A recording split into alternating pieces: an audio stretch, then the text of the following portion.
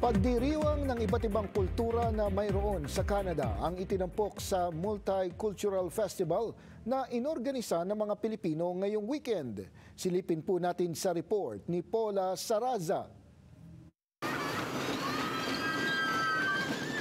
Isang weekend na puno ng mga palaro para sa buong pamilya, performances mula sa mga local talents.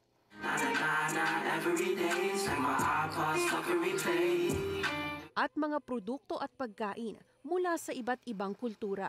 Ganito raw ang tamang paraan para ipagdiwang ang multiculturalism ng Canada. Kami dito, we grew up here in this country and it's all about multicultural. I grew up with a lot of different cultures and races.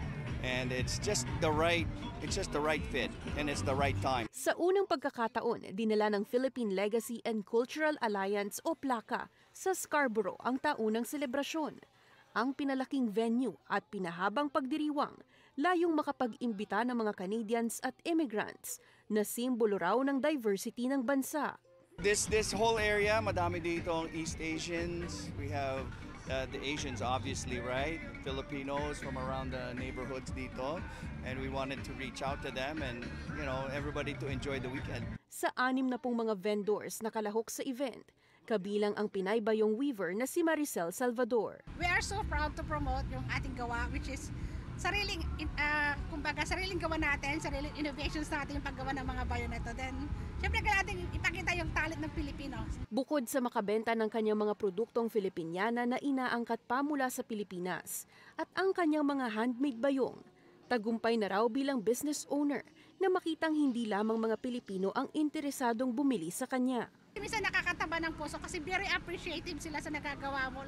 Lalo pag nakikita nilang kinikreate mo isang kahit maliit na bagay para sa atin. Pero very appreciative talaga sila na ini-imagine nila how hard to do it, how talented you are, yung mga ganon. Mga tradisyonal at paboritong pagkain with a twist naman ang diskarte ng ilang food vendor para mas makapang-akit pa ng customers. We have a shop here in Woodside. It's called Rice is Rice. And kaka-start lang po siya noong February. We showcase sisig, nachos and sisig tacos for this event. And also our barbecue, pork barbecue and chicken barbecue.